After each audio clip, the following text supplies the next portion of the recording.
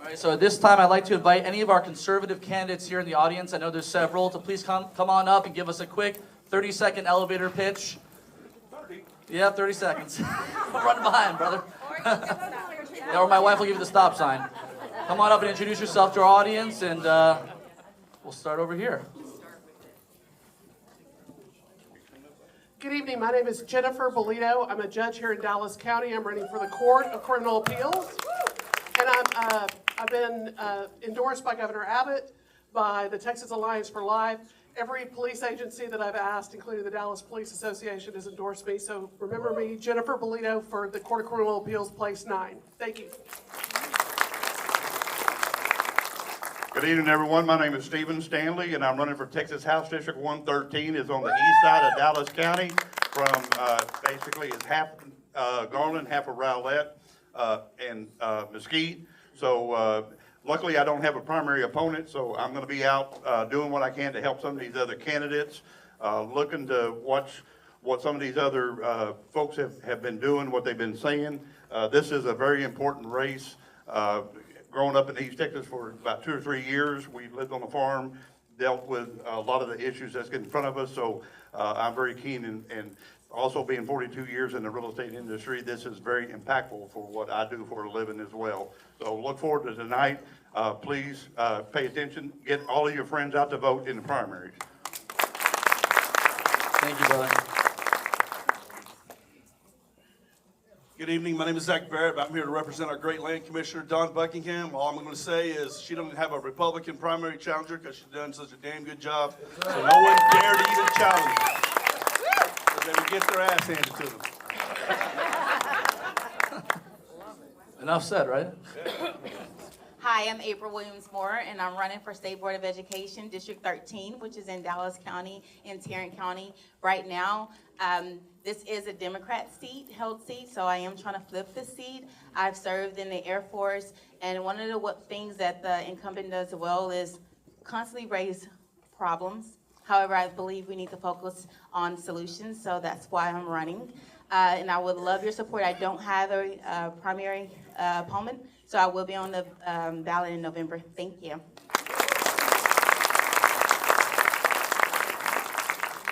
Hi there, I'm Leslie Barrows. I'm running for the Family District Court in Tarrant County. Yes, and I'm in Dallas, but I was raised here, so don't be a hater. And I'm endorsed by Texas Right for Life, proud of that, and also this group and Benji and all of the hard work that he does and his wife. Thank you so much. Good evening, folks. My name is Jeff Forrester. I'm running for Texas House District number 89. Thank you. It's hard to believe we've been doing this for almost 13 months, and Tuesday morning at 7 o'clock it starts. So please don't forget to get out and vote. Get your friends to get out and vote. And if they've got friends, get them to get out and vote as well. So on the way here this evening, I had a conference call with a group called Hispanics Against Socialism and earned their endorsement.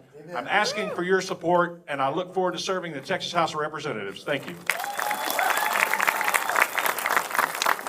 Good evening, everyone. My name is Monty Montanez. I'm running for U.S. Congress in Texas 32. I'm a husband, I'm a father, I'm a combat veteran, but most of all, I'm a Texan. I come from a small town.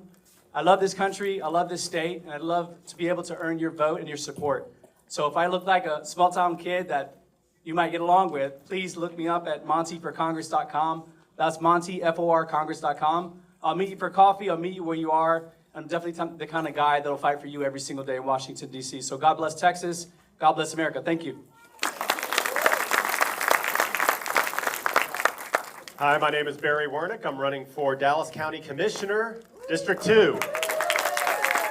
I'm running because we need transparency and accountability on a commissioner's court that is comprised of 4 Democrats and 1 Democrat judge presiding over the court. So we got 5 Democrats there.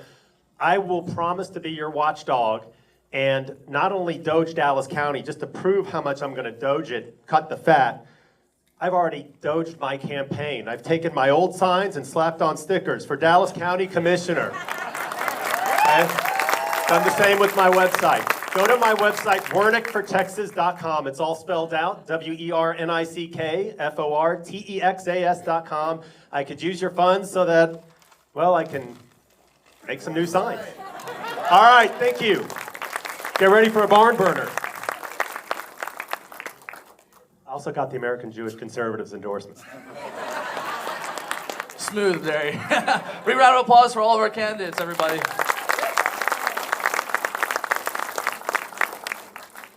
All right, let's keep it going here. Alrighty, this time is my great honor to introduce tonight's platinum level sponsor. Many of you all may know him already. He's a true conservative who shares our Judeo-Christian values, and we can't wait for him to Doge Texas. Ladies and gentlemen, please give a Texas-sized welcome to our friend Don Huffine. Thank you, Benji. Appreciate it. Well, guys, I need your help to be the next comptroller. I'm way ahead in all the polls. I've got a strong lead. I remind you that this is an open seat, and that Hager, when he ran for it, he avoided a runoff by 50 votes, just 50 votes. Every vote matters. I've been endorsed by every conservative organization in the state of Texas that's going to endorse. Great patriots across the board. The best senator we ever sent to Washington, Ted Cruz, has endorsed the campaign. Ron Paul, so many great patriots, including Riley Gaines and so many more. 75% of the SREC, unprecedented national committee men and women, are former vice chairman of the National Party. I really need your help to make sure we get the vote out. I'm a fifth-generation Texan, born and raised in Dallas, Texas. I'm the only candidate running that's actually doged the state agencies. You know, Dallas County Schools, y'all remember that debacle, the group that was here, that a countywide board, $100 million annual budget, 2,500 employees. I closed them down, put 6 people in prison, including old Dwayne Caraway, the mayor pro tem of the city council of Dallas. So no one else in the state of Texas has ever done that. I was doging before anybody knew the word. That's a fact. We need a little doging in Austin. It's a very much an underappreciated position. 3,000 employees. It collects all the money, manages all the money, tells the legislature how much they can spend, and the best part about it, I have eyes on all the spending. We're spending over $500 million a day, $350,000 every minute of every day, and I have eyes and ears on every bit of that. We need to make sure we root out fraud, waste, and abuse in Austin. And let me tell you, there's a lot of corruption, unfortunately, and a lot of government, and I'm going to put them in jail. Yeah. Thank you, guys. Also, I forgot to tell you, when I was in the Texas Senate, I'm the only person in Texas history at the time that never took your money. No pay, pension, health care, per diem, no pension plan, nothing. I'm going to do the same as your comptroller. Vote for Don Huffines, Don Huffines, Don Huffines. Say it 3 times, I'll win. Thank you. Thank you, Don. Alrighty, so tonight we are honored to welcome not one, but 2 bold voices from the Texas House who have never been afraid to stand firm when it matters most. So to kick things off first, please join me in welcoming a relentless advocate for individual liberties, small business owners, parental rights, and constitutional government. She has shown unwavering courage under pressure and continues to be a principled fighter for Texans who believe that freedom is always worth defending. Ladies and gentlemen, make some noise for Representative Shelley Luther. Thank you so much. It is so good to see this many people here that are interested in this race. And this is how we have to show up not only in March, but in November as well. Because no matter what happens here, and what happens in the March election, we all band together in November. Say it with me. Yes. We all band together in November and kick those Democrats' butts. Yep. We have to. I want to say I feel a little bit of PTSD being in Dallas again. I don't know, maybe because I have so much room to move around and not a 10x6 or whatever I was in. But I'll tell you, I will fight for our freedoms over and over and over again, and I'm so proud to stand with you guys. Thank you. Thank you so much. Our next speaker is a powerful and articulate leader who has been a champion for strong borders, fiscal responsibility, election integrity, and unapologetic conservative values. She brings conviction, clarity, and a deep commitment to keeping Texas strong. Folks, give it up for Representative Katrina Pearson. Thank you, and thank you for having us, Benji. This is really great. I'm not having PTSD. I'm having a little bit of nostalgia because this used to be my old stomping ground. Yeah. Raise your hand if you're a Tea Partier. Yay, look at that. I got to see so many blasts from the past tonight. I'm just so excited to be here. And, you know, Shelley and I are absolutely on the front lines for you guys in Austin, and it has been wonderful. Our class has really shaken it up. Yes. And we are going to need more people to help us finish the job and reform the Texas House. Yes. And with your help, we're going to do that. And tonight, we're going to hear from two really great folks that are going to help us bring it home in November. So thank you all for coming out, and I'm happy to be here. Thank you very much, Katrina. We have a special guest who I didn't know was going to be here until last minute, but he's always a big fan of ours, and we're a big fan of his. Senator Bob Hall. Oh, thank you, Benji. I'm sorry, the way the schedule's going, I didn't know the last minute I could make it. But I appreciate your endorsement and the association's endorsement. I do. And I appreciate Don Huffines. He and I went into the Senate together about 10 years ago. And I really enjoyed working with him when we took down the school district here in Dallas. And Don put him in jail like he said. He wasn't kidding about that. But for the last 10 years, I'm a constitutional conservative with Judeo-Christian values. That's who I am. And for the last 10 years, I've been a driving force behind conservative principles being passed in the Senate. We got a number of things done. This last session, I was the only Republican legislator to actually pass two of your Republican platform priorities: to protect our electrical grid from both natural and man-made threats, and election integrity bill. And we're coming back this next time to make them even better. But the one thing that we're faced with that we've already started working on for next session that we have got to face and take down is we have got to take on ending any form of Sharia law in Texas, period. So we've got to go. If we don't do it now, we want to have a chance later to do it. This we have to do for the generations to come. Yes. Just look at what happened to Europe. It cannot happen here. Texas is their #1 target, and we're going to stop it here. The Lieutenant Governor has already put it on the studies for the interim, and I wouldn't be surprised if we had a special session before it begins. But I'll be here for it. Thank you for being here. God bless you. God bless Texas. Thank you so much, Senator.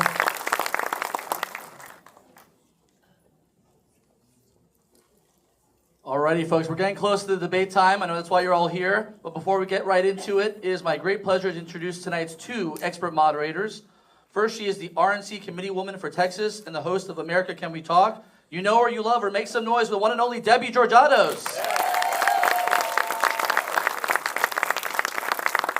And joining Debbie on stage, he's a businessman, media guru, political junkie, and a CEO. He has made the Dallas Express a bold and unapologetic voice in journalism, highlighting the issues that matter most to Dallas families, taxpayers, and business owners. Ladies and gentlemen, give it up for Chris Putnam.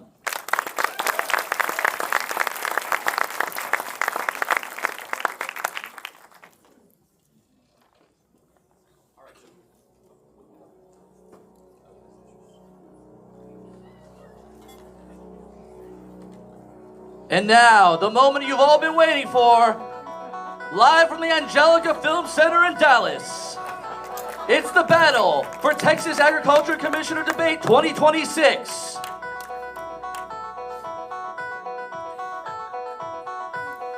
Introducing the GOP challenger. He's a fifth-generation Texan, U.S. Navy veteran, successful entrepreneur, and staunch conservative. Ladies and gentlemen, get on your feet. It's time to meet Nate Sheets.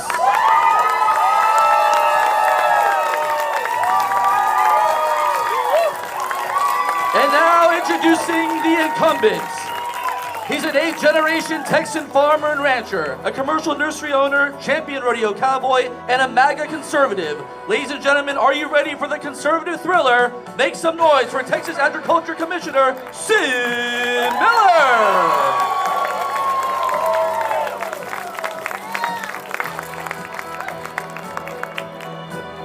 All right, folks. I've always wanted to do that. I hope I did you proud. Without further ado, I'll kick it over to Debbie Georgiados to explain the debate rules and get us started.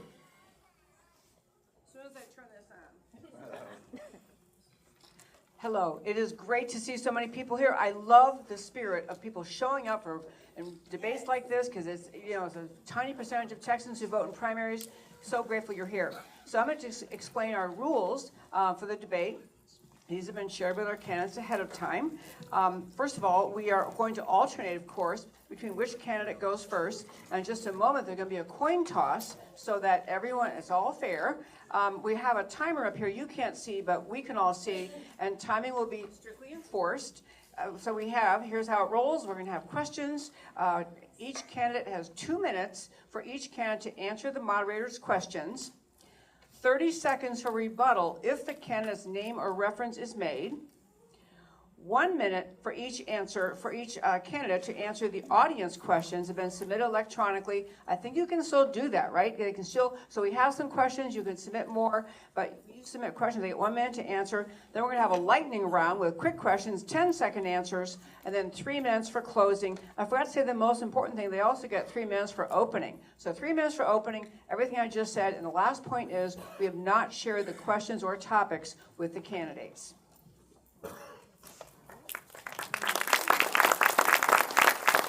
We're going to have a coin flip to decide who's go first. Whoever wins the flip. Say how you're. Already said hello, Nate. Good to see you. In a minute. We have heads and tails. Somebody want to flip and flip it on the ground and then call it ahead of time. Flip, you want to call it? That would be heads. If I go first, then he goes last, right? In the final comments? Correct. We'll switch order. Okay, you can go first.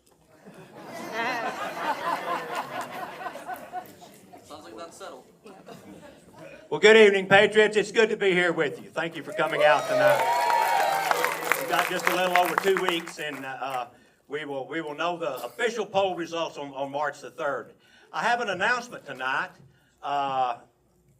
May shock some of you, but I would like to announce that I have the endorsement of the governor. And the governor wants to say a few words to you tonight.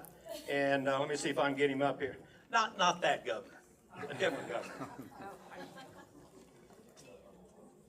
Hang on just a minute. This is the governor of Judea and Samaria, Yossi Dagan. Samaria, the heartland of Israel. From here, from the mountains of Judea and Samaria, the Bible and the biblical place of Israel, it's honor for me to bless Sid Miller and to share with you that Sid Miller, the Commissioner of Agriculture of Texas, is real partner and real brother of the pioneers who built the Bible and Judea and Samaria, the heartland of Israel. We love Sid.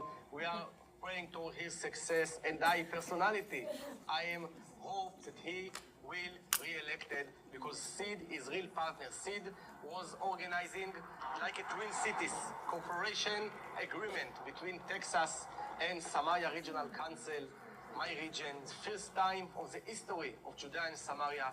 Sid is working with me a years for the justice, for build more and more and more Judea and Samaria, build more and more Israel, and make America and Israel great again. So from here, for Judea and Samaria, I'm blessing and I'm praying to success of our brother, our partner, Sid Miller. Good luck.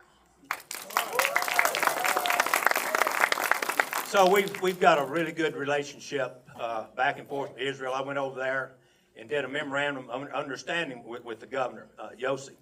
And basically what I did, I declared the West Bank sovereign land of the Jewish people. Heads, oh yeah.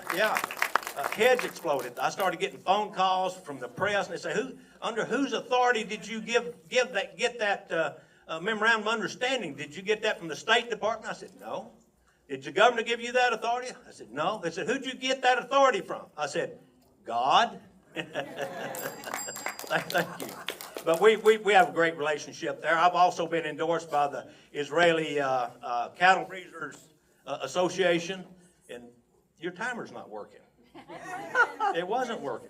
Oh, well, anyway, I had more, but I think I'm out of time. Thank y'all very much. Good to be here. Sheets, we're gonna give you extra 30 seconds. We're giving you lunch time there. You get some extra time because he took longer. Okay, all right. Well, good afternoon. My name is Nate Sheets, and I'm going to be your next Texas Agriculture Commissioner. It is awesome to be here with you today. And you know what? I was down in Beaumont last week meeting with a bunch of farmers. And I went out to a rice farm, and this farmer, as he was showing me around his farm, he said, I just went and sold my crop of rice for 40% less than it actually cost me to make. You know, in agriculture, we talk about sustainability all the time. But you know what's not sustainable? The economics. You know, in 1980, a farmer made 40 cents of every $1 of food. 40 cents, that was their revenue. Today, they make 15 cents. Down 60%. Now, who wants a career that 40 years into your career, you're making 60% less? No one. But not only are they making 60% less, but all their input costs have gone up 300%. Their diesel, their seed, their equipment, their labor. And because of that, this week we lost 68 farms. And last week we lost 68 farms. And the week before, all the way back to 2018, we've lost 18,000 farms in Texas. But that's not the only crisis that we have. Think about the crisis we have in our health. Who believes that the food that we eat impacts the way our health is? Absolutely.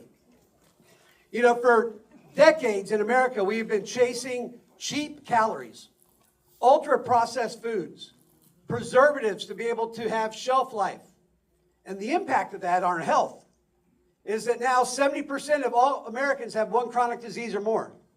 78% of kids 18 to 25 cannot serve in the military because of their health. That's a national security issue. We're spending $1 trillion redoing our military, but I hope they're all drones because we might not be able to man it. And we spend $4 trillion a year treating symptoms related to the diseases related to the food that we eat. So we're paying for those cheap calories. We're just paying for it on the back end in medical costs and in quality of life. But we can do things differently. I started a little honey company from one beehive to Nature Nate's, and I'll tell you a little bit later how I did it. But now it's the #1 branded honey in America, and it's the largest honey company in the United States. But listen, I'm not the only one that thinks this, that we need a change in Texas for agriculture, because I've got the Texas governor, Greg Abbott. I've got the land commissioner, Don Buckingham. I've got the Senate chairman of the Ag Committee, Charles Perry. I've got the Texas Farm Bureau, Texas Cattle Raisers, Texas Cattle Feeders, Farm Bureau, or Forestry, Texas National Cutting Horse Association, and even the Texas Ag teachers have supported me. That's why we're going to make a difference.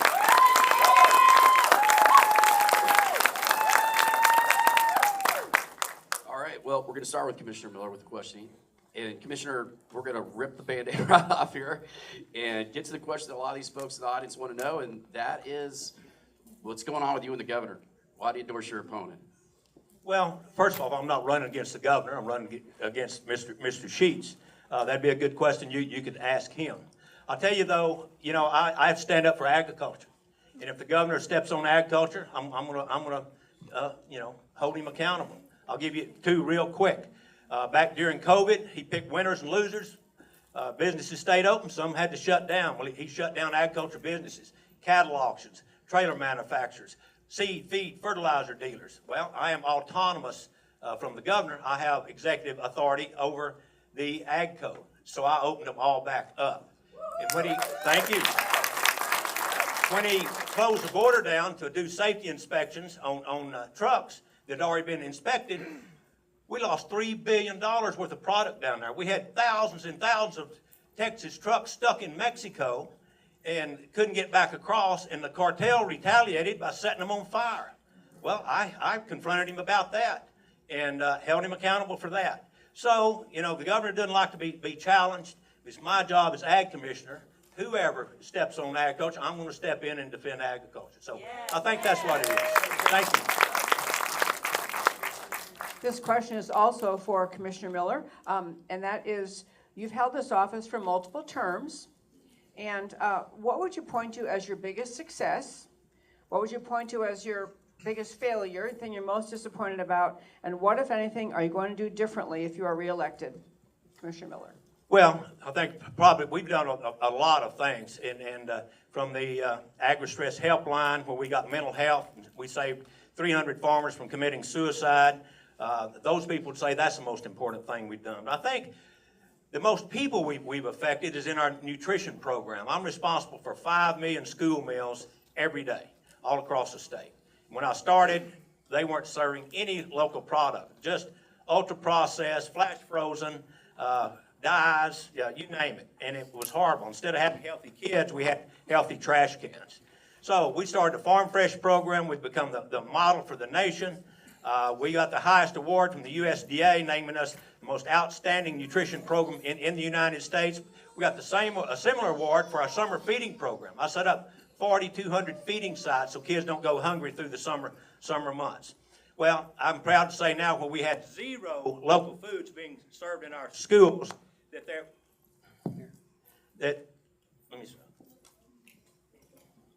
I'm proud to say that this last year, our schools bought and served $300 million worth of locally grown products to our kids, and they ate it. No dyes, no preservatives. Thank you. Thank you. That's it. Okay, Mr. Sheets, you're running against a has been very popular, long-term incumbent. What specific decisions has Commissioner Miller made during his tenure that convinced you this is the right time, that we need a new agriculture commissioner? And what can you point to that he's done well in office? You know, thank you for doing the suicide hotline and providing that as an option. You know, farmers are like 6 times more likely to commit suicide than other industries. You don't hear of a high-tech suicide hotline or a banker or a lawyer suicide hotline. But when you're dealing with farmers and ranchers that are 5th and 6th generation, and for the very first time maybe, when that land was given to them free and clear, they had the equipment handed over to them, but because they lost $200,000 this year and last year and the year before, now they have debt. And for the very first time, they're at risk of losing that 5th generation farm. And so that's why focusing on revenue, helping farmers and ranchers grow their revenue side is so critical.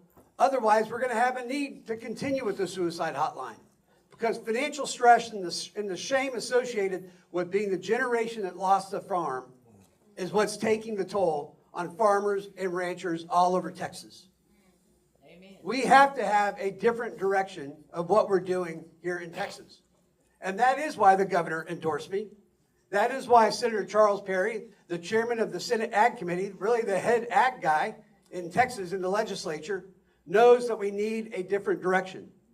But even the Farm Bureau and cattle raisers and cattle feeders, they all agree that we have to have another direction that ensures that we do, that it would be an amazing success if we could get rid of the suicide hotline, because farmers and ranchers could stay in business, not just survive, but thrive. And that needs to be the vision that we're striving for. This question is also for you, Mr. Sheets. The Department of Agriculture has 551 employees, various regional offices, laboratories to support agricultural, marketing, and regulatory initiatives. Do you have experience managing a bureaucracy of that size? And if not, how are you going to start out on day one? And what are you concerned about in taking on a bureaucracy of that size?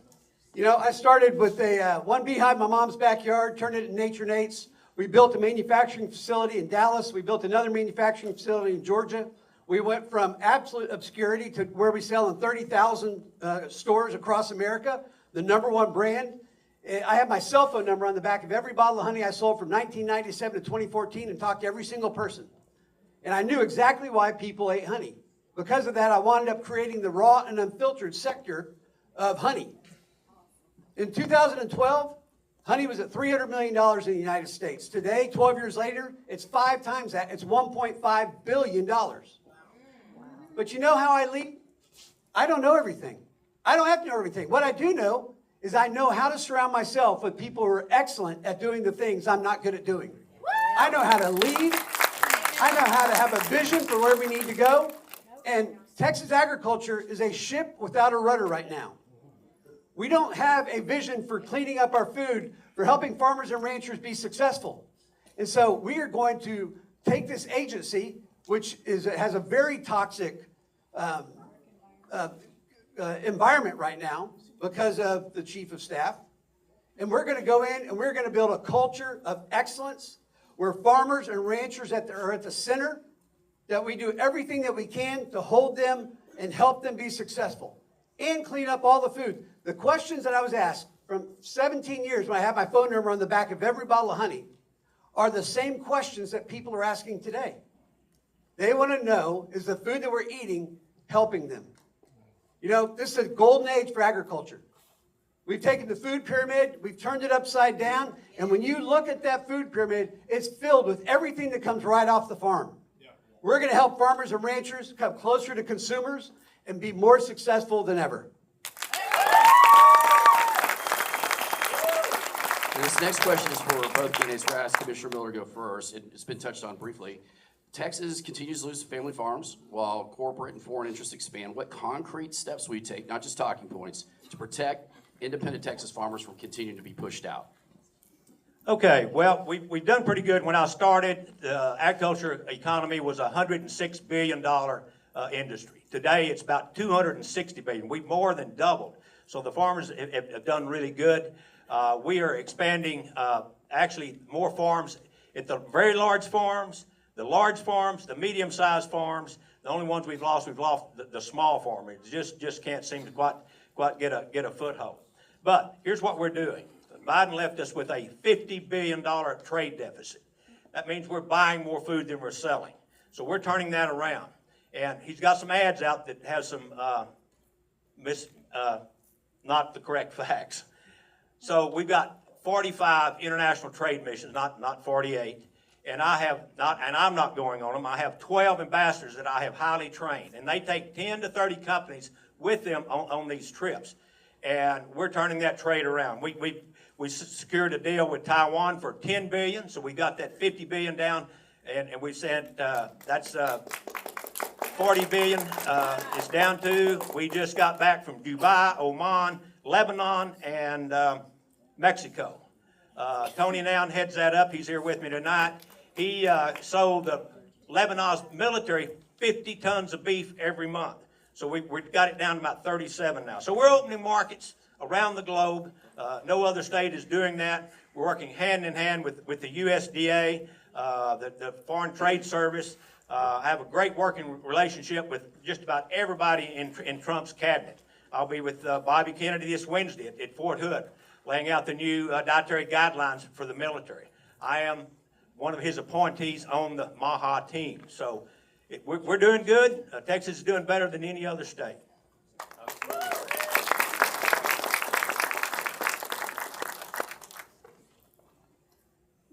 These next questions are for both candidates. Well, I'll ask the first one, and you can each answer. Do I answer? Does that for both candidates? You can get a 30-second rebuttal, yes. And tell me the question one more time.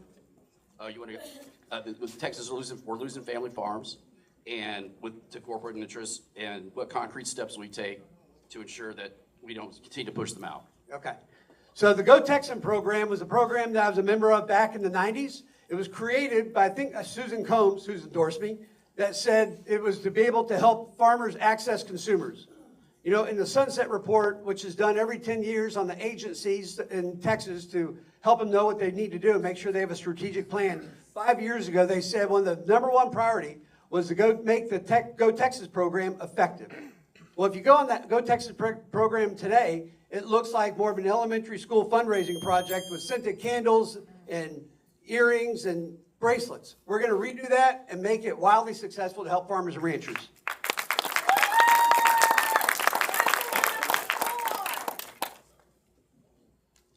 Next question is going to go to both candidates, and we're going to start with Mr. Miller.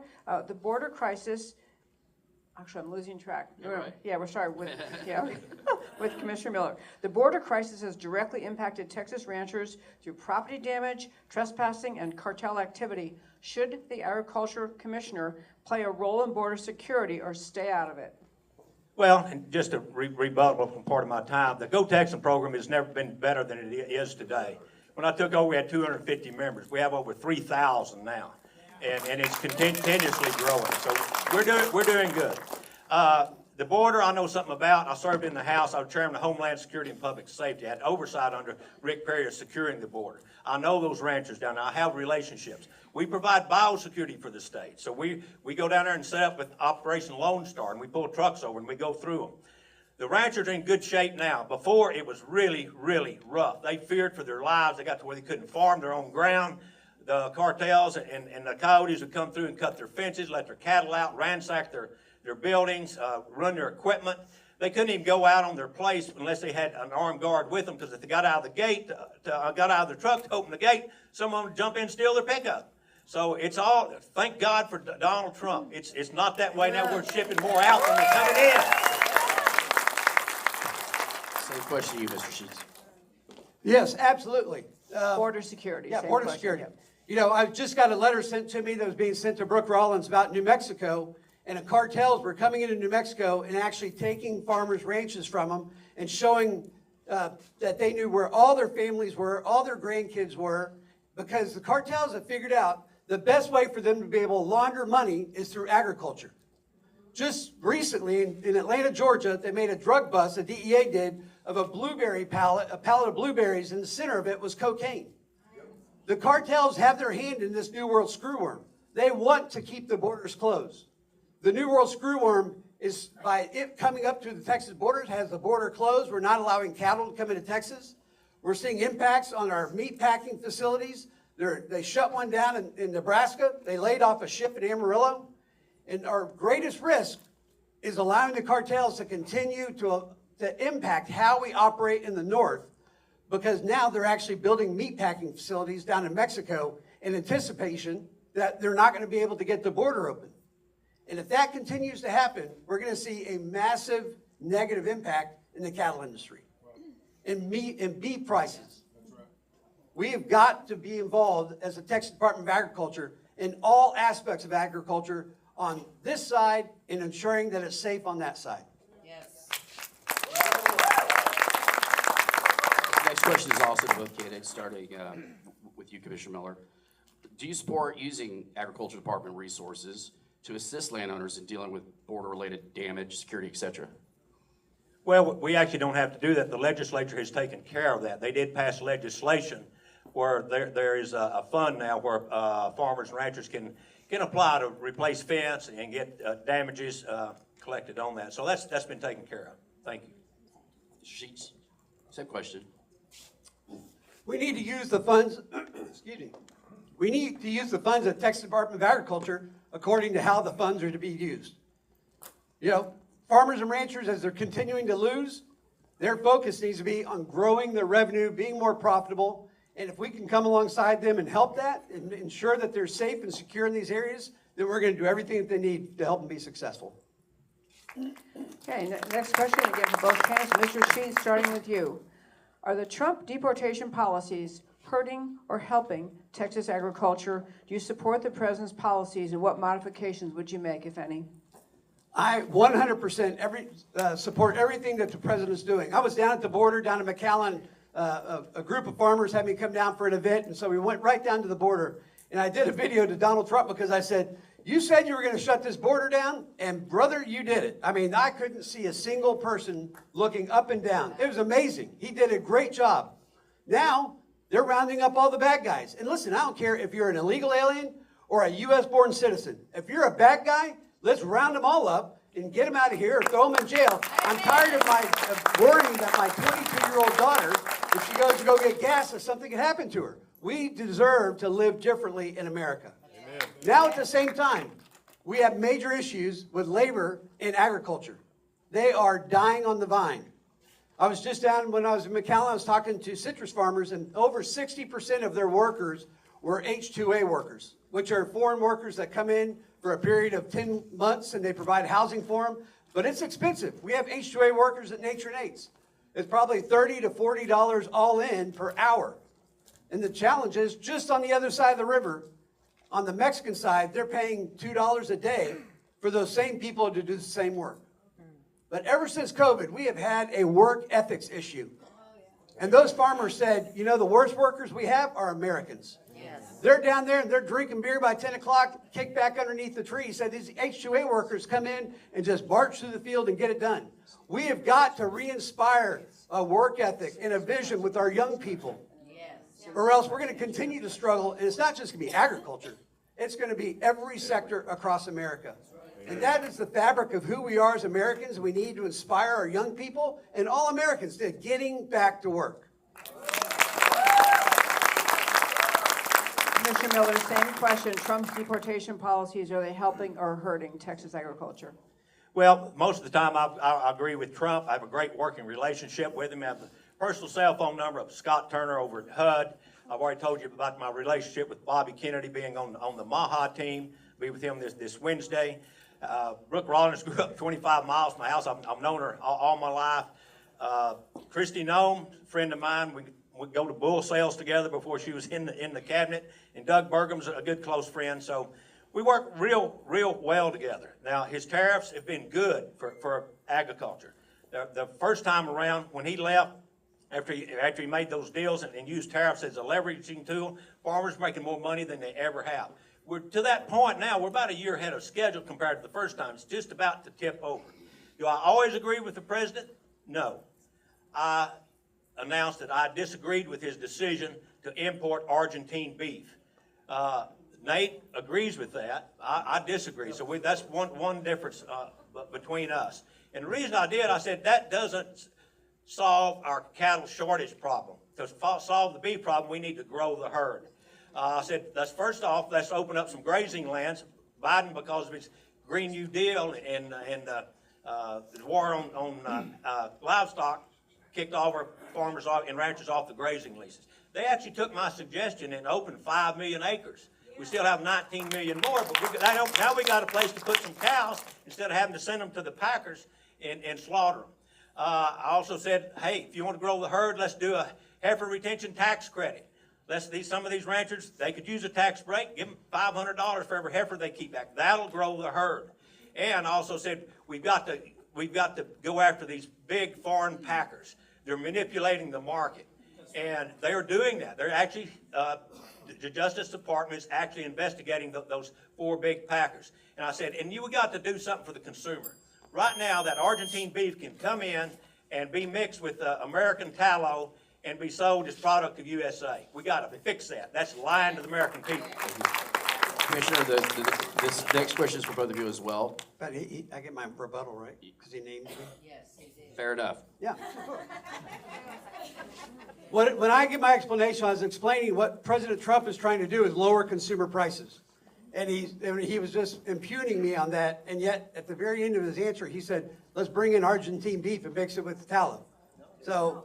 I did not say that. You misheard on that. I didn't say that. He didn't? No. Okay.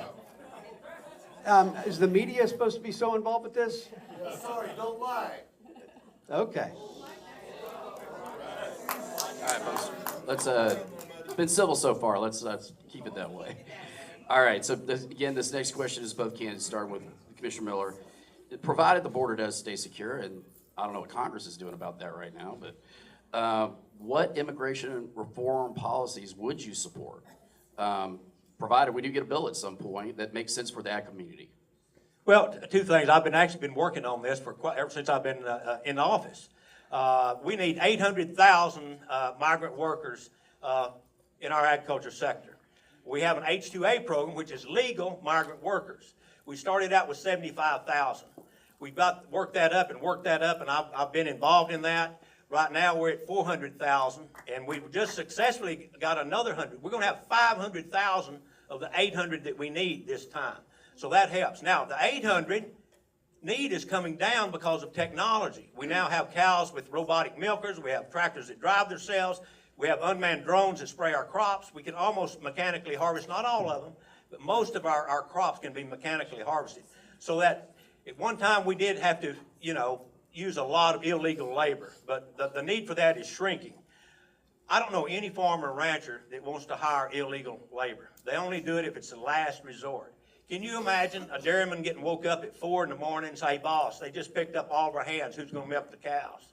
Or can you imagine being in the middle of a watermelon harvest and you get all your hands picked up? The crop's gonna rot in the field. No one wants to do that. So I'm gonna continue working on that. We do need to fine tune that, and I don't have time, but I would tell you that we need to make those workers pay for that themselves. The American taxpayer doesn't need to be paying for that.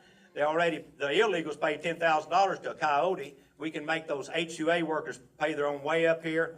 And we need to do a withholding, just like income tax from them.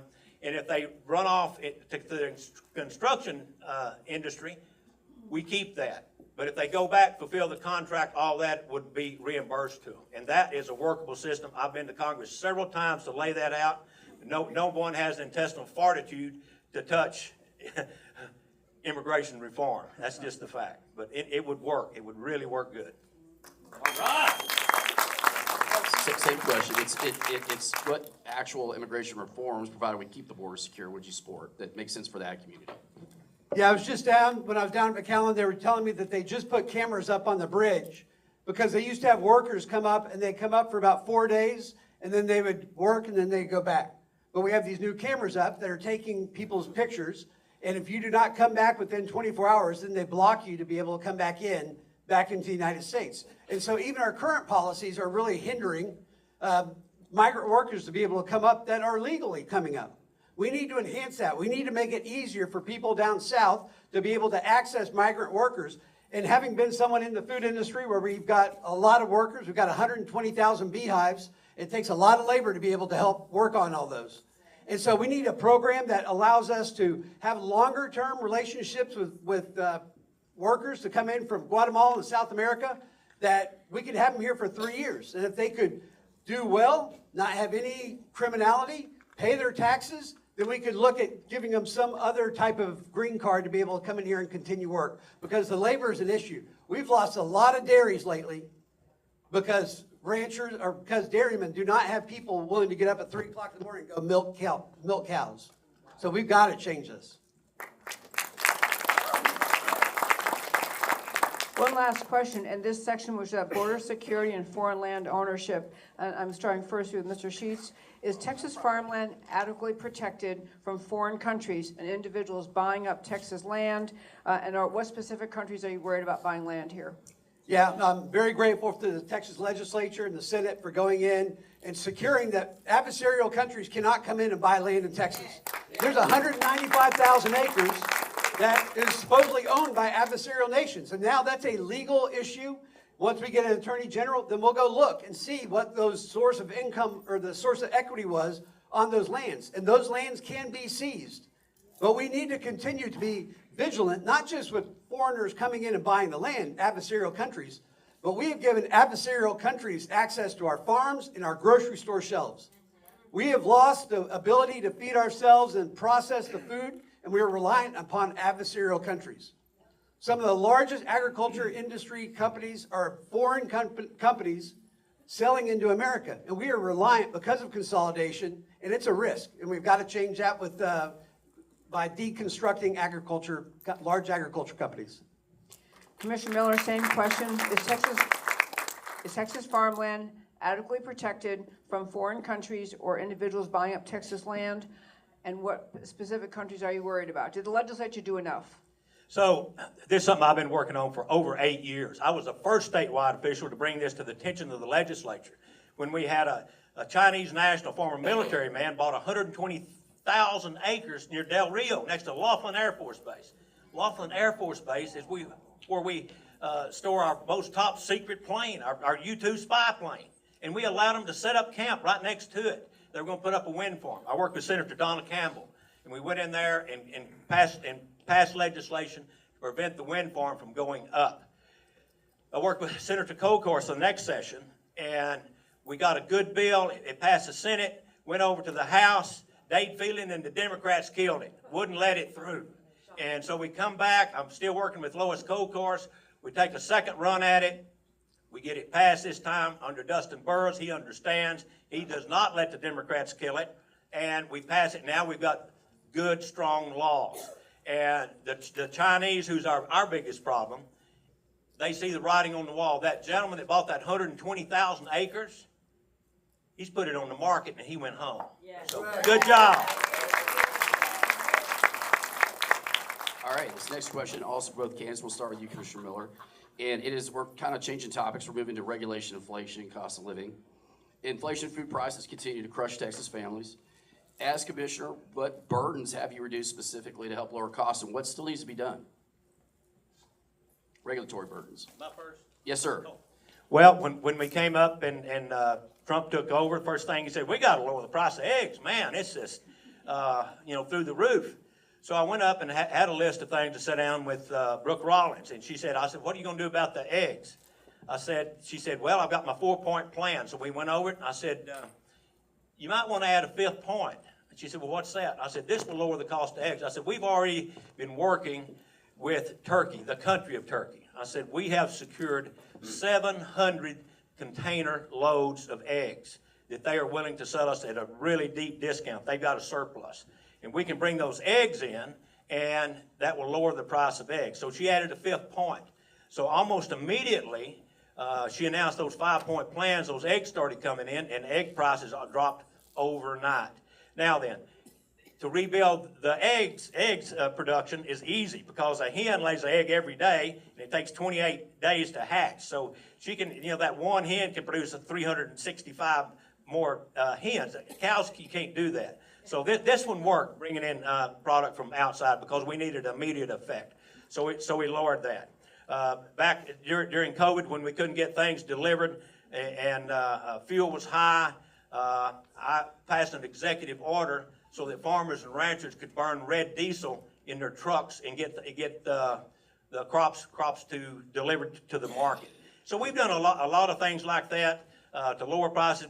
We've probably done more on opening up markets and making available profits to the farmers than just about anything else we've done.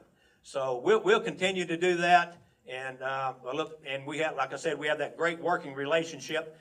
We didn't have that with Biden. I sued him 4 times, and I fought him all the time. So anyway, but thank you. Mr. Sheets, same question.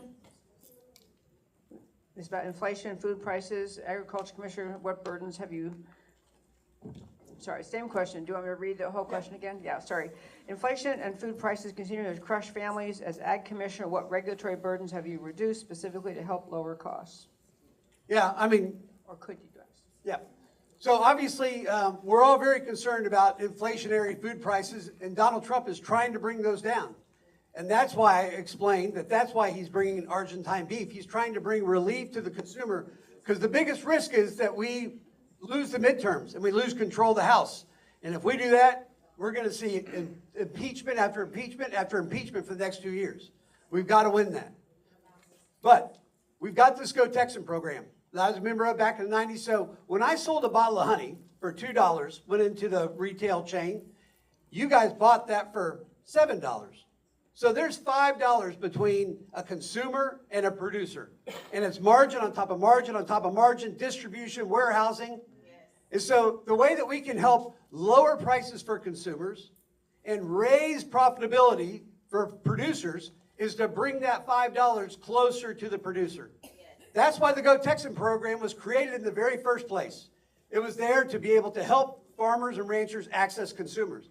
We're going to redo it. We're going to clean it up. We're going to make it more successful. And it's going to be about agriculture.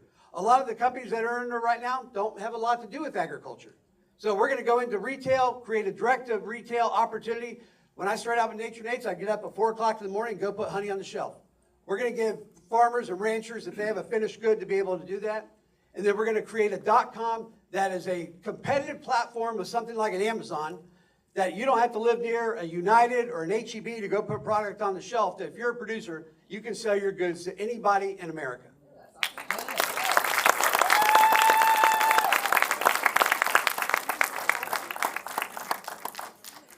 You both touched on the topic we wanted to be sure you both talked about. So we're going to go to the President's decision regarding importing beef from Argentina. It authorized a quadruple increase in beef purchases. And I know you both spoke it briefly. I want to just get your take on it. Why is it good? Why is it bad? How is it going to help our farmers or hurt our farmers? I believe we're starting actually this time with Mr. Sheets. Yeah, again, President Trump is trying to drive affordability for Americans. Beef prices are at an all-time high because the cattle herd is at an all-time low. We've got the border closed. We've got the meat packing plants that are closing. Those are all huge challenges. And so we've got to grow the herd, and we've got to be able to get that throughput. But again, going back to the way that we can do it is by getting farmers and ranchers access to be able to go and sell in direct or sell direct to consumers. And so the affordability is something that we have to work across the entire spectrum and get it back to where families are not struggling as they are today just to be able to put food on the table. I talked to a mom the other day. I was out and about. She said, I've got 4 boys. We eat 3 pounds of beef every night at dinner because of dietary issues. And we spend almost $38 every dinner, and we're going broke. That's the reason why Donald Trump was wanting to bring in Argentine beef. I don't think Argentine beef's great because they have hoof and mouth, but there are other countries, whether it's Australia or Brazil, just like we brought in Turkish eggs to help lower prices, we need to provide the same relief for consumers on beef. Mr. Miller, same question. Well, the Argentine beef, the amount, quadruple what we're bringing in, really, it's not going to move the needle. It's less than 1% of our beef supply. And the beef that comes from there is inferior beef. It's just lean. None of the top cuts, the sirloins, the steaks, the brisket, the roast, none of that. We take that very lean, stringy meat from Argentina and we mix it with our tallow, the fat that comes off our grain-fed cattle, and that's sold as hamburger. But we don't label it product of Argentina. It's labeled product of USA. That has to change.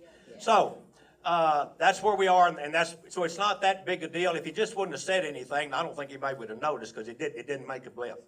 Now, if we really want to, the third point I ran out of time a while ago, if we really want to lower the price of beef, this will do it, and it'll do it overnight. We have to be very, very careful or we'll crash the market. It'll drop so fast. Every year, prior to the screwworms, we get 15% of our cattle herd from Mexico. They walk them across. Farmers put them on their wheat fields and graze them through the wintertime. The big ones, we go straight to the feedlot. We feed them our corn and run them through our processing plants and our labor, and then we sell a lot of it back to Mexico. It's a great deal for us. The screwworm has got that shut down. So what we can do is gradually, very systematically, open the border and start bringing those cattle in. Now, you can't just open it wide open, you'll crash the market. So we have to start where the screwworm isn't, in the northernmost ports, Arizona, New Mexico, and far west Texas. There's never been any screwworms out there. So we can do that, start bringing them in.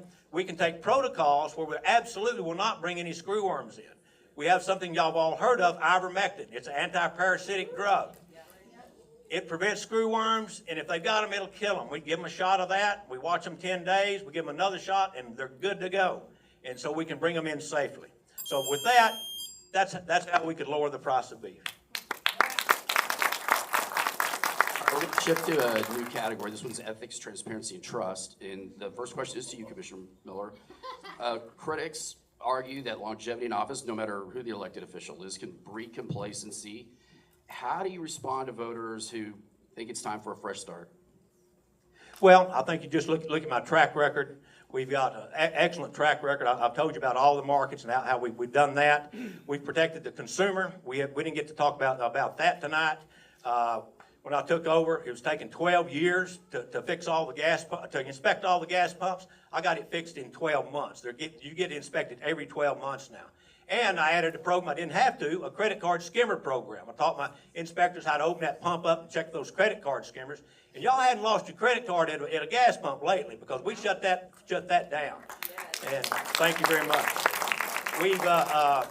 I launched Operation Maverick. I soon figured out that a lot of these people were selling on illegal scales. So Maverick, you go round up all the strays. We went out and rounded up 7,000 businesses selling on illegal scales. They're all accurate now. They weren't before. So we have a history of great production. We have lower turnover than any other agency, 14%. The governor's at 21%. people love coming and working for the Texas Department of Agriculture. There's a process called sunset. We went through that, and it's very intense. It's kind of like a deep bank examiner going through a bank. And the legislators down there, they're familiar with what I'm talking about. The reason they call it sunset, if they don't like what you're doing, the sunset's on you and you go away. And your programs go to other agencies. We sat down with them at the exit interview, and they said, Commissioner, I've got to tell you something. We've been doing this for decades, and we have never examined an agency that is run as good as the Texas Department of Agriculture. Keep doing what you're doing. Now, we've got a lot left to do. We're battling the screwworm, the bird flu, the swine flu. We've got fires in the panhandle, floods in the hill country, hurricanes on the coast. We've got insects threatening our cotton. We've got insects threatening our rice. We've got the sugarcane farmers. We're trying to help get that industry back. I think we're going to get it back. We got shrimpers. I've got a lot left to do, so thank you.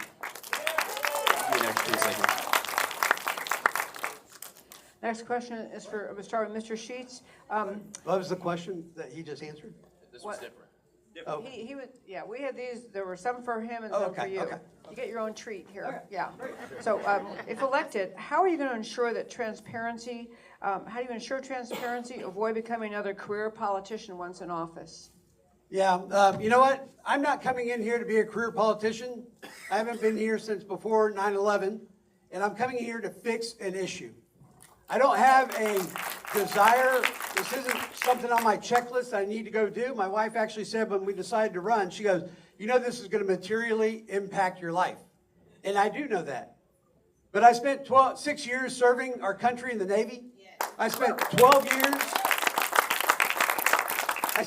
years serving God's kingdom in full-time Christian ministry from 1998 to 2010. I spent 14 years serving in Nature Nates and serving communities, producing good, high quality. So I come at this with that same heart of wanting to honor God and to get in and make a difference for his kingdom and serve the families of Texas. And so I hope I'm wildly successful and I only have to serve for 4 terms, or 4 years, 1 term, or 9 terms. Here's a good one to cut out. But to serve for 4 years. But my goal is to make sure that agriculture is left better than when I started. Question's also to you. Would you support term limits for statewide office, including your own? Me? Yeah, to you. Oh, yeah, I've already signed it. I've signed term limit.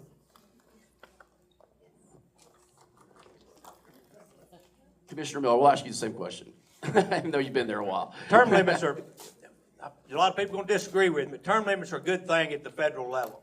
Those are full-time legislators, full-time elected officials. The way Texas is set up, we have part-time legislators, and they only serve for 140 days every 2 years. So if you, by the time, it takes 3 or 4 sessions really for you to figure out what's going on, and really the bureaucrats run the place. So if you get somebody there for a couple of terms or 3 terms, the bureaucrats would run everything.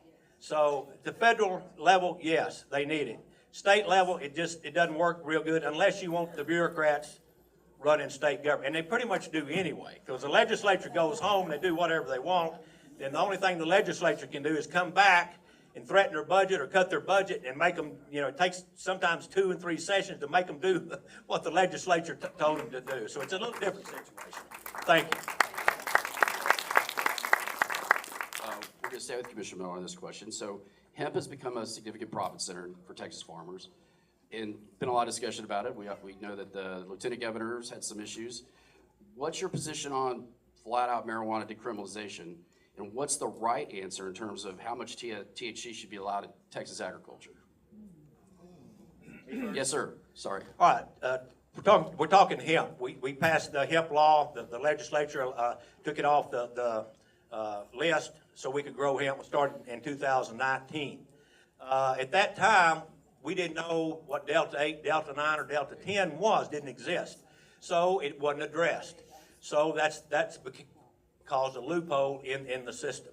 So fast forward to 23, 24, they figured out how to distill that and make that concentrate, and that's what they're putting is this distilled concentrate in the gummies and the smokables to make the higher THC, and it's legal. Now, my position is Well, I wrote the rules. Let me back up. Hello. All right, I'm back. So when I wrote the rules until it left the farm. Once it leaves the farm, I don't have any control over it. So my position has always been, I have been always the loudest supporter of statewide elected officials for medicinal use. If it can help somebody, let's help them. We have the research where it does that. Glaucoma, seizures, PTSD. There's a whole host of things. I have never ever advocated for recreational use. So, and the hemp industry has changed. We have saturated and grew too much of the CBD hemp. But now we have the opportunity to grow industrial hemp, and it's growing leaps and bounds. We have the nation's, actually North America's largest industrial hemp processing plant in Wichita Falls. They've contracted 15,000 acres. And this hemp doesn't have any THC in it. It's used for products, building products, boards, cinder blocks, upholstery, rope, canvas, things like that. And people want to get away from plastics, and this is the perfect. And it's a great rotational crop for our farmers. It's the same question to you, Mr. Sheets. Yes, sir. Go ahead. Yeah, I'm happy to repeat it. It's been a significant profit center for Texas farmers hemp, and your position on marijuana decriminalization and the right answer in terms of how much THC should be allowed in Texas crops. Yes, we have the teacup, which allows anyone to be able to access for PTSD for veterans and things like that. One of the reasons why Donald Trump was looking at lowering the scheduling of marijuana was to be able to use it for research, to be able to help more veterans and other people dealing with PTSD. And I think that is a viable and needed use for us to be able to go look. Personally, I use CBD all the time. I use it on my hands and on my joints. It's a great product. But we used to have 6,000 acres of hemp in Texas, and now I think we have 80 acres, because even though we have the largest, most advanced hemp processing plant in Texas, we do not see the throughput into industrial use. We got to think about consumption and how we drive consumption, how we drive use, because if you can't pull that through the plant, then there's no need for it on the farm. And so we need to go work with corporate partners, doing innovation, and figuring out how we can create new products that we can bring to market.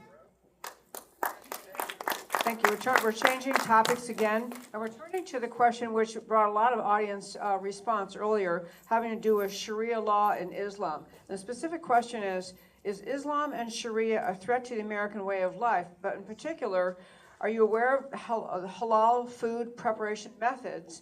And should that be legal? What they do to animals, should that be legal in Texas? No. Sharia and a caliphate are incompatible with the U.S. Constitution and the freedoms that we have here in Texas. The Islamic goal is to have a global caliphate, and they'll let non-Muslims vote. They want us to pay a tax.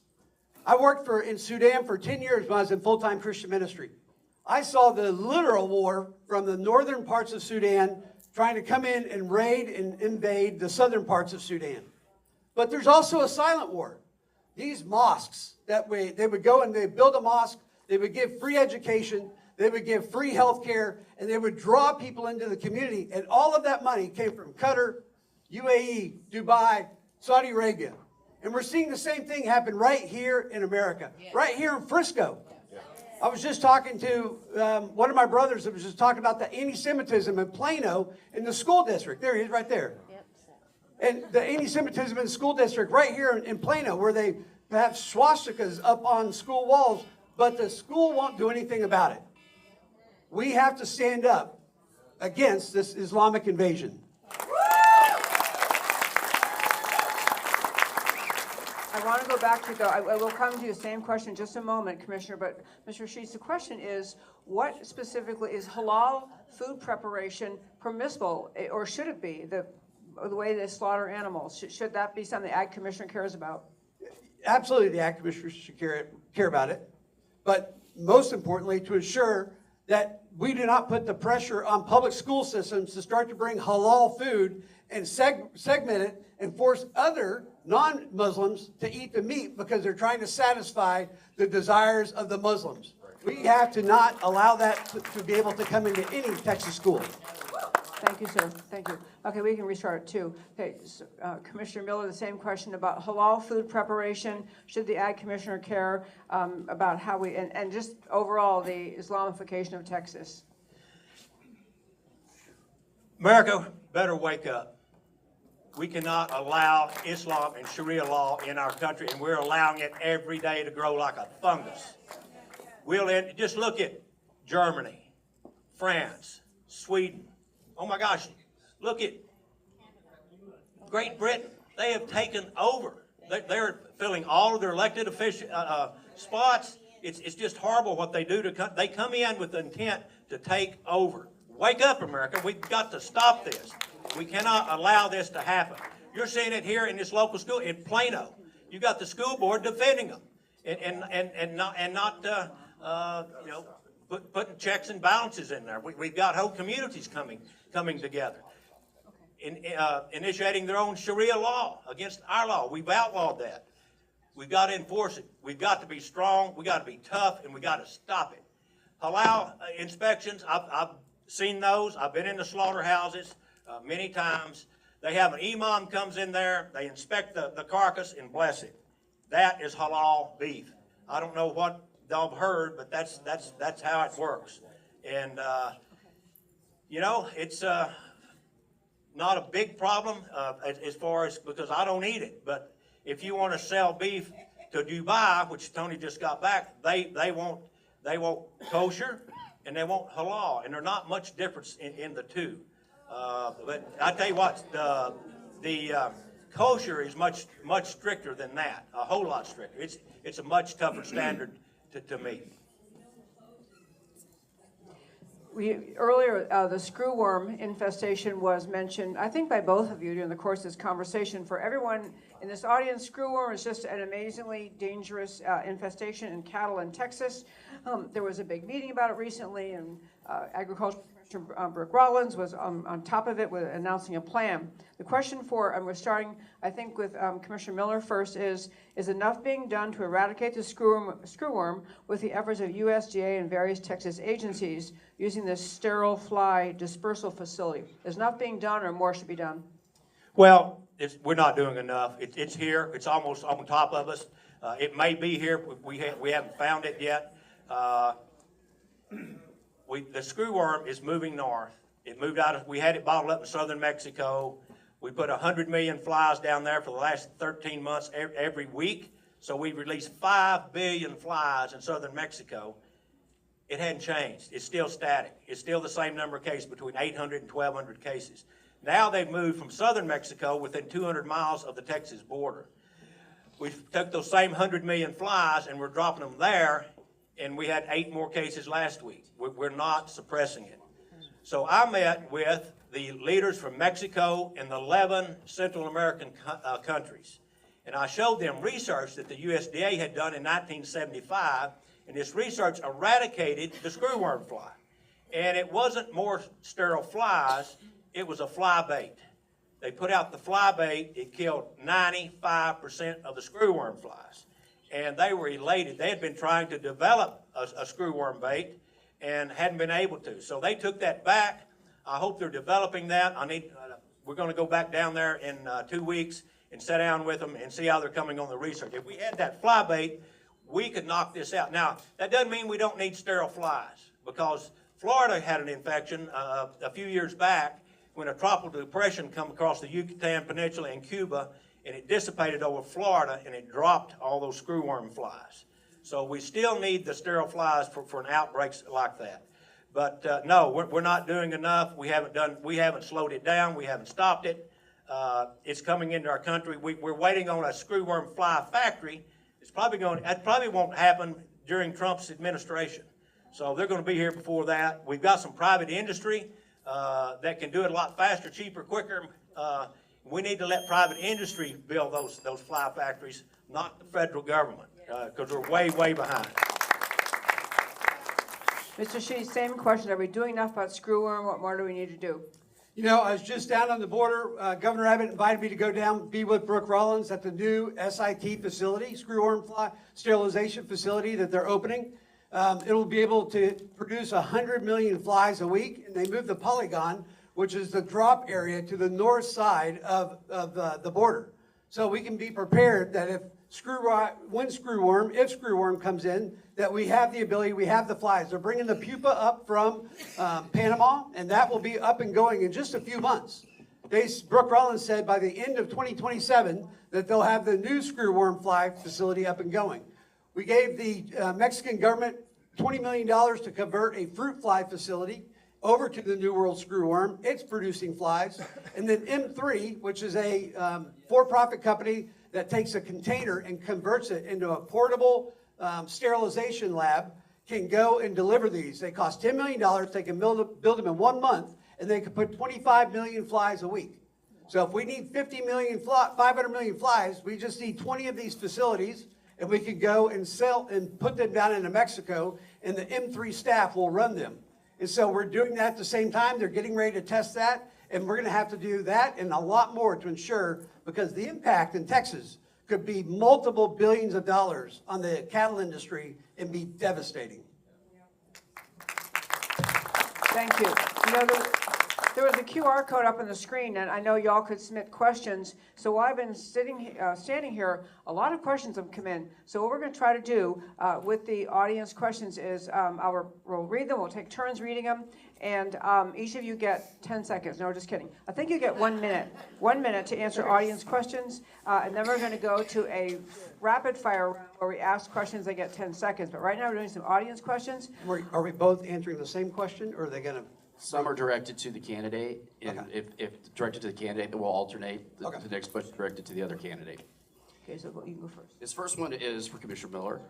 The Texas Star Fund was instrumental in aiding ranchers who suffered damage during the historic Panhandle wildfires. How many ranchers were actually able to receive aid? I couldn't hear the first part. Would you repeat it? The Texas Star Fund, instrumental in aiding ranchers during the Panhandle wildfires. How many ranchers were actually able to receive aid? Okay, what he's talking about is the STAR Fund, the State of Texas Agriculture Relief Fund. It's a fund that I set up, and we raise money. It's not taxpayer dollars. This comes from individuals, private companies, nonprofits. HEB is a big donor to that. The Houston Livestock Show and Rodeo has donated money to that so we can help these farmers. The Panhandle fire was devastating. We paid out every legitimate claim that was filed. We did not pay out 10 fraudulent claims. We checked those real close, and believe it or not, even in a time of crisis like that, there are fraudsters out there. There were fraudsters in the hay business. I did spend over $100,000 on freight, on donated hay. We scheduled and delivered over 30,000 round bales of hay up there to that area. We coordinated T-post and baling wire, barbed wire to deliver up there. We paid for a lot of that with those funds, so we're on top of that. We did the same thing during the Hill Country floods. We dispersed, we paid every claim that was legitimate, and we always do. We paid out over $1.7 million out of that fund since I've been commissioner. Lee Wells, stand up. This is Lee Wells, and Lee is a business guy, cattleman from Garland, and he's got a documentary about the fires up there, and he took truckload after truckload after truckload of hay and post and wire, raised how much? $250,000, $400,000? Bless you. $300,000. $300,000. We raised through the Star Fund $1.3 million. $1.3 million, and we have deployed $48,000. That's it. That's it. So those monies were dedicated to ranchers in Amarillo. So $1.3 million was given, and we have helped farmers with $48,000. So where's the rest of the money? Is that an audience question? Okay, I'm going to just go ahead. We have so many questions. I'm going to quickly move to somebody else's. Mindy had this question for both candidates, and I think we'll start with Mr. Sheets. Texas feeds millions of children every day in the school lunch program.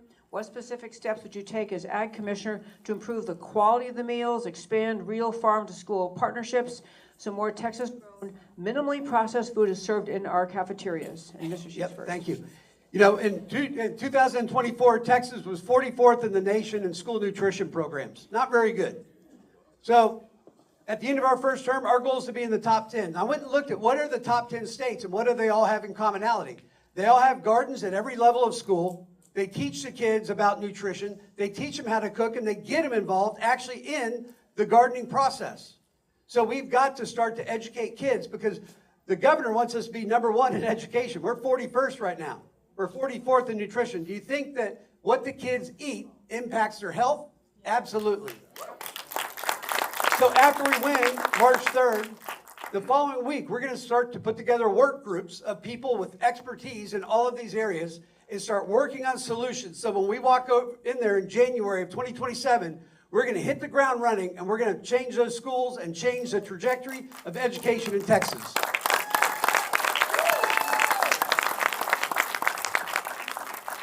Same question to you, Commissioner Miller. Okay, repeat the question, just make sure I'm on track. This is about the school lunch programs. It's a little bit lengthy. I try to hone it down. Just basically, as Ag Commissioner, what can you do to improve the quality of meals kids get in public schools, expand farm-to-school partnership, so more Texas-grown, minimally processed food is served? Got it. So, we're the shining example of the rest of the nation. We're not 44th. We're #1. USDA has awarded us the #1 school system, nutrition system, summer feeding programs, all of those. We're the ones that they're going to make the example out of. Bobby Kennedy is going to use the Texas example for the rest of the nation, how to get good, wholesome food. What else have I done besides that? Well, I have been working for the last 5 years to get whole milk back in our schools. We just got that done. Your children and grandchildren are now going to have whole milk in the cafeteria. That's great. That's God's perfect nectar for adolescents and young kids. Nothing does any better. So what else have I been doing? I've called on the legislature. It was a little too late. I think they would have done it. But I've also called on Congress to outlaw fluoride in our public drinking water. We can't be doing that. I don't care. I don't want my kids or grandkids drinking fluoride water. I don't care if you use it in your mouthwash or your toothpaste, you can spit that out, but we don't need to be ingesting it. Thank you. The next question is one we actually have fielded the most from the audience, and then that is specific to what's going on in Plano ISD, the rampant anti-Semitism there. And while it's not necessarily a role of the Agriculture Commissioner's Office, it is a statewide office, so what would you all do to fix it? We'll start with Commissioner Miller this time.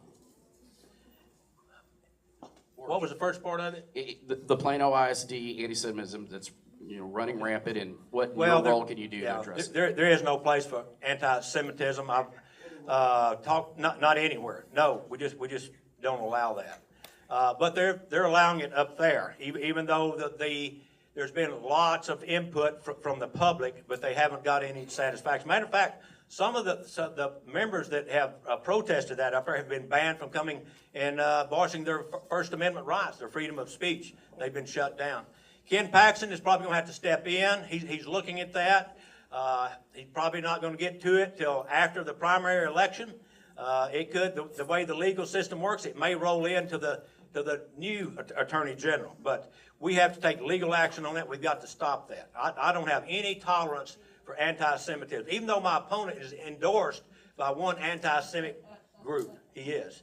I would have never took that endorsement.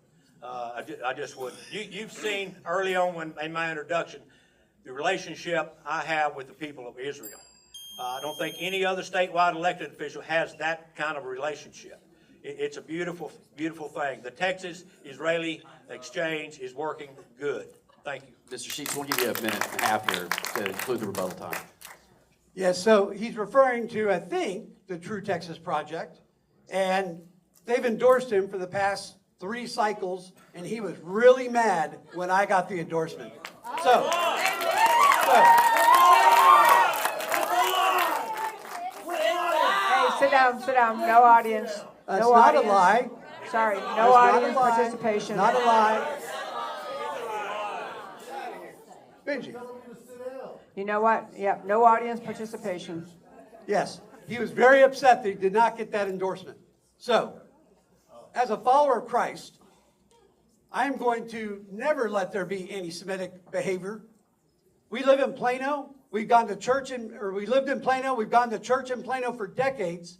And it has changed because of the very fact of what we were talking about, of the Islamization of Richardson, Plano, Frisco. I've got a Hindu mosque or Hindu temple that's 2 miles away from my house. It has completely changed everything. We have got to come alongside our Jewish brothers and sisters, walk with them, side with them, and fight this. There's no place for that in America.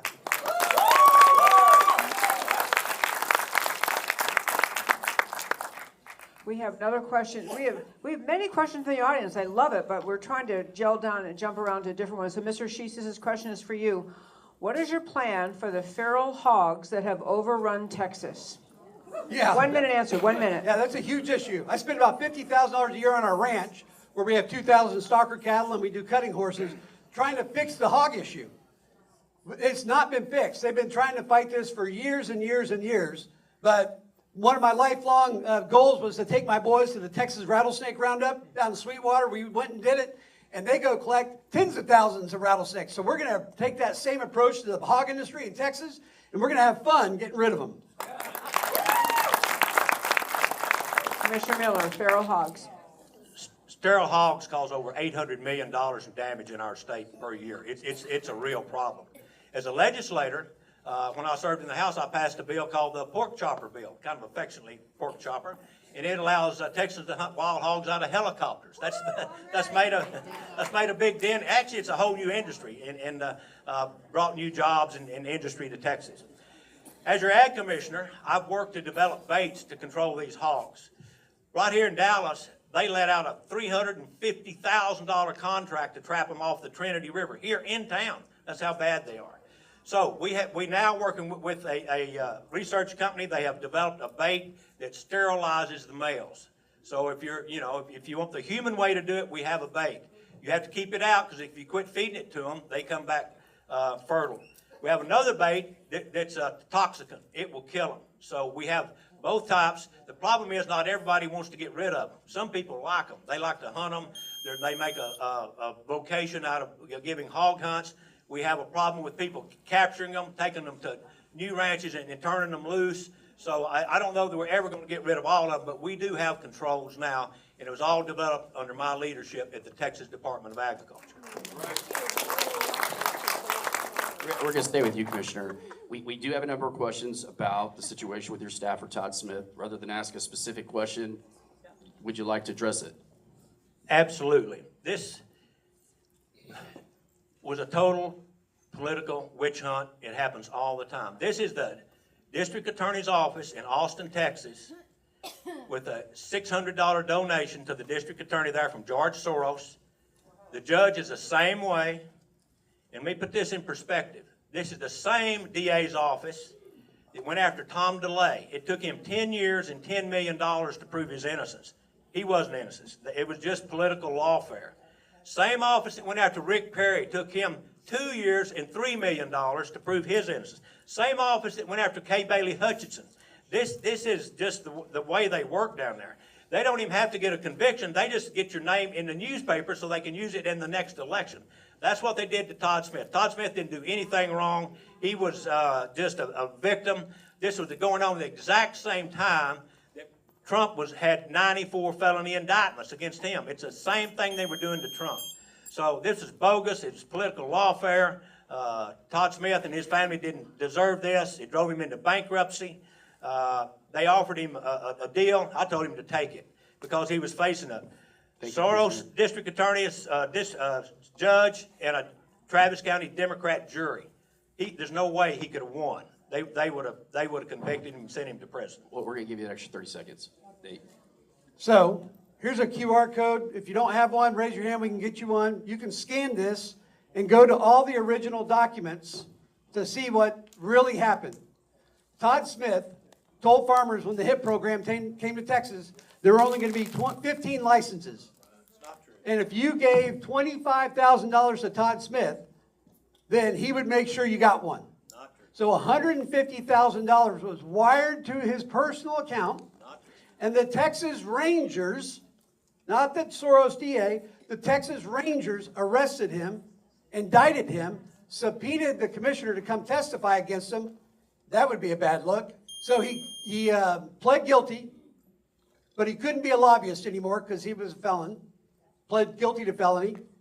So we have a different standard of hiring at the TDA, and he needed a job, so Sid hired him, being paid $218,000 a year, which is where he is today.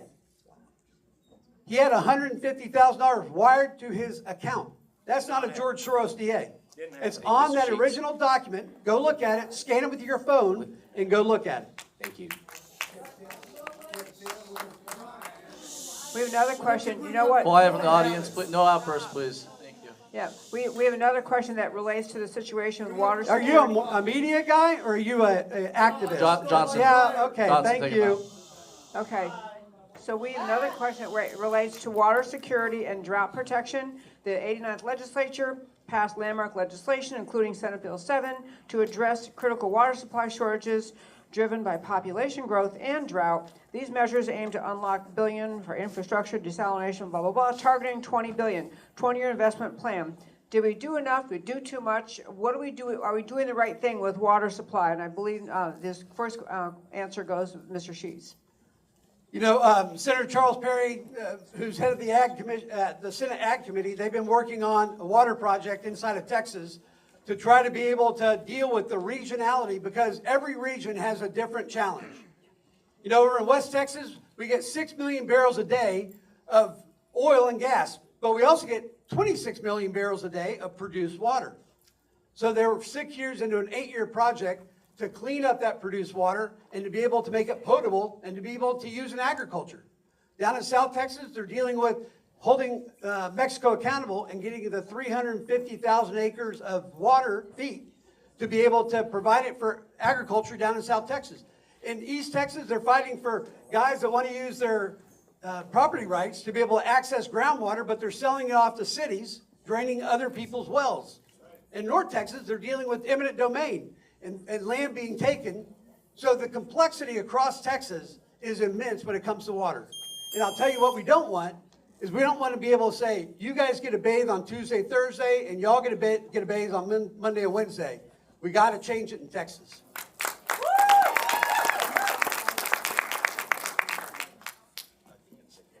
Excuse me, actually, same question. Okay, Same question, Commissioner So, Miller. water in Texas, for 10 years, I've been the only statewide official saying we're out of water. We got to do something about our water. I'm the only statewide official that's promoted rainwater harvesting off our distribution warehouses and parking lots. We spend millions and millions of dollars on stormwater drainage, getting it down the creek and sending it downriver. We can capture that. It's really clean water, so we're starting to do that. I was the first one that said we can use desal, but we don't have to do it on the coast. And so now, because of my leadership, we have 20 cities in Texas using desal on brackish water and salty water like in Lake Granbury. It's relatively cheap to do that. Through my leadership, we have worked with the fracking industry and showed them that they can also use desal to clean up brackish water and frack with that and not have to use so much of our fresh water. Over a third of them are doing that, so that's saving water.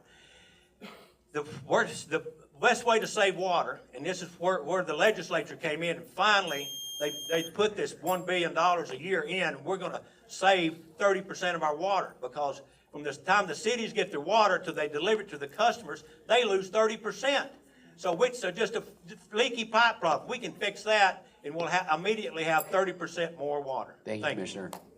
All right, we're going to do one more question from the audience, and then we got a little fun segment that we'll do quickly. This question is for both candidates, starting with Commissioner Miller. What are we going to do about the chemtrails?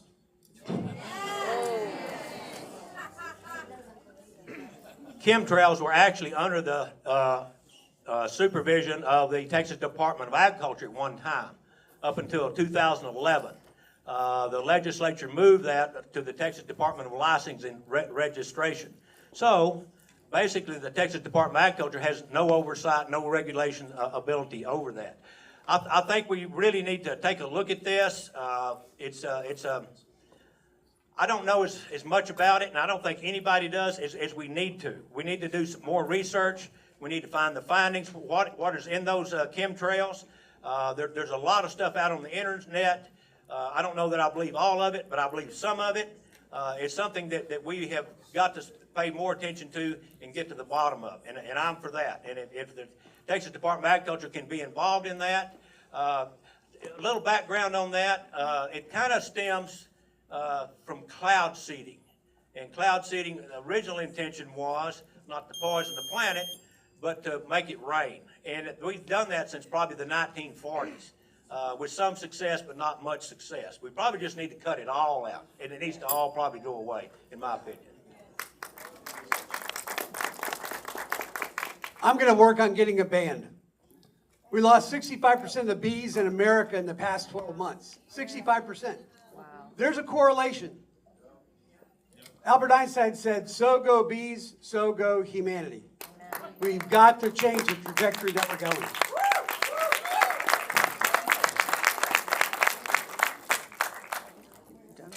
Okay, so we're going to do a fun thing now called lightning round, and we have some questions which each of you get 30 seconds to answer. And 10 seconds. Yeah, so 10 seconds. 10 seconds. Okay, how about 10 seconds? 10 seconds, okay. And here I am, the 10's one good. handing out the rule. 10 seconds, okay. So we'll start first with Mr. Sheets. Should the Ag Commissioner have authority to investigate suspected foreign influence in Texas farmland purchases, yes or no? Yes. Say, I couldn't understand you. What was it? Sorry, it is, should the Ag Commissioner have authority to investigate suspected foreign influence in Texas farmland purchases, yes or no? Absolutely, yes. We can start with you, Commissioner Miller. Should we ban foreign ownership of Texas farmland? Yes, and we have. Yes. Should Texas prioritize family farmers over multinational corporations, yes or no? Yes. Yes. Does Sound like you wanted to say more. the Agriculture Commissioner have a duty to defend Texas values and not just crops? Yes. Absolutely. I do that every day that I'm in office. Has the Texas Department of Agriculture become too regulatory, yes or no? Yes. I don't think so. We've cut regulation. We outsource everything that we possibly can to the private sector. So we have cut a tremendous amount of regulation under my leadership. Have the president's tariffs helped or hurt Texas farmers overall? Both. I could buy honey from Mexico, but I could never sell honey in Mexico. I could buy honey from Europe, I could never sell honey in Europe. President Trump is going to fight against the protectionist trade policies that other countries have had for decades with tariffs. Same question. Tariffs are the best friend of agriculture. We made more profits under the first Trump administration than we ever had. We're just about to the breaking point, and that's going to happen again, and our farmers are going to profit from it. We touched on this topic earlier, but ban foreign ownership of Texas farmland. Flat out ban all foreign ownership, yes or no? Yeah, we did that. Yes. Oh, sorry. That's okay. I knew How that. about country of origin labeling? Should it be mandatory on all beef sold in Texas? Yes. People answering out there. These guys answering. Country of origin labeling is on every product we sell, except beef and pork. And those companies can lie to you and tell it's from USA when it's not. There is a voluntary program, but that's it. We need a mandatory program in truth in labeling country of origin. Is that federal or state? Federal. This will be the last one. Should the commissioner take a public stance on federal labor visa caps, yes or no? I have taken a stand on federal labor visa caps. That's why I've worked so hard to increase the H-2A program and get agriculture workers up here that are legal so we don't have to use illegal labor. Yes. Yes, I agree that we need to have a visa cap, but I think we should pause immigration completely into America. And just for about 10 years, let's get caught up in making sure that they cannot take over our country. Okay, we're going to go closing statements. As a reminder, each candidate has 3 minutes. And I believe we're starting with Commissioner Miller this time. Okay, well, it's good to be here with y'all tonight. I'd like to remind you that We've had a good run, but we're not through. I've still got lots to do. We got this screwworm looking at us. We got this cotton insect. We've got one in the rice. We've got bird flu and swine flu. We're trying to help bring our sugarcane industry back. We've got the fires, the floods, the hurricanes, the tornadoes that we have to deal with. Working with the Trump administration. I am the Maha candidate. I am the only elected official that's on the Bobby Kennedy Jr. Maha team. I'm the only MAGA candidate in this race. I've got, hopefully I don't have to sue anybody anymore, but Biden I did. I sued him one time. He was going to cut off our lunch money, our food program to our kids, so we couldn't feed them because we were going to have to adopt our LGBTQ program. I said, we're not doing that. I had a good lawyer named Ken Paxton, so we sued him. And we stopped that not only for Texas, but for the entire United States. Look, I'm the Ag Commissioner every morning when I get up. This office has been typically a stepping stone to a higher office. Rick Perry used it for that, so did Susan Combs, so did Todd Staples, not me. I'm trying to be the best Ag Commissioner we've ever had. That's why I go send all these overseas trips. I don't raise any campaign money over there. I don't get any votes over there, but it's the right thing to do for Texas agriculture. We've got to stand tall for the American farmer and rancher. So, I am not a political candidate looking to run up the ladder. I'm trying to be the best Ag Commissioner that I can possibly be for you. Now, we've got a lot of good endorsements. I think it's interesting. He's talked about endorsements on. I'll just talk about one.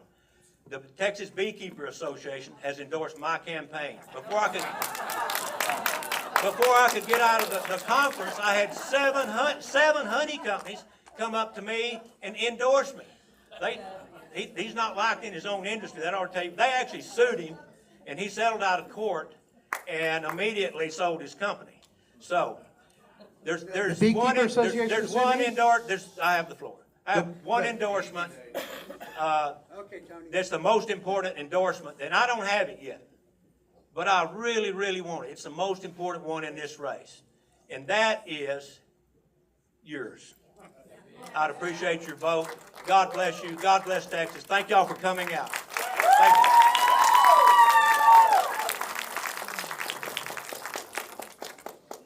you. This isn't going to be my typical close because I need to explain the difference between what you guys are choosing. So we have handed out a QR code. It goes back to original documents of his 12 years as Texas Department of Agriculture. There's no speculation. They're just original documents. You go look at them in that code. They've been handing this out, and Tony Noun, that second guy right there in the navy blue sweater, yep, right there. So when I was at E3, I had an inappropriate affair with my assistant. I left, and I went into years of counseling, and I realized and came to understand that being sexually abused at age 5 and age 10 and being exposed to pornography created a lifelong struggle. And my incredible wife, who's sitting right here, we and my family, we worked all through that. Kurt Nelson with East West Ministries is right over here. He walked with me. All of these people up here in the 3rd, 4th, 5th row, they walked with me. So they have I was very public about my struggles. I didn't run from it. Our church, Prestonwood Baptist Church, created a restoration committee that we submitted to go back into ministry, started doing the honey company full time, and God just totally blessed the honey business in spite of me. But I did not want Satan to get any wins out of my struggles. So I went and spoke on podcasts. I went and spoke at conferences, and I was very forthright with my struggles to ensure that I could use that, and God says that he can work all things together for his good for those who love the Lord and called according to his purpose. And I did not want Satan to have any victory in my life because of that. And my wife actually went and stumped for me twice in the past week. And so if you were in here and you walked with me in that phase of life, will you raise your hand? Because there's a lot of you in here. And so for his team, so Tony Noun took that podcast, took the audio and cut it up and tried to distort it and make it sound like there was like something bad. They've been shopping around the media. They've been calling people, sending it to donors. ridiculous. But that's the kind of people they are. I used to say he's a nice guy. He's not a nice guy. He's a bully. It's not true. Oh, it is true, Tony Noun. Yeah, you just be quiet. I have never hid anything. Man, there's 4 podcasts out there about me because that's not who I am. That's what I did. And I've got a lot. He texted me at 12:45, January 13th, 12:45 at night, and was, I guess, I don't know why. I'm not even going to say what he was texting me about, but he knows it. All right, gentlemen, thank you so much. It was a substantive discussion, other than our friend in the audience there. Can we get a hand for both these candidates, please?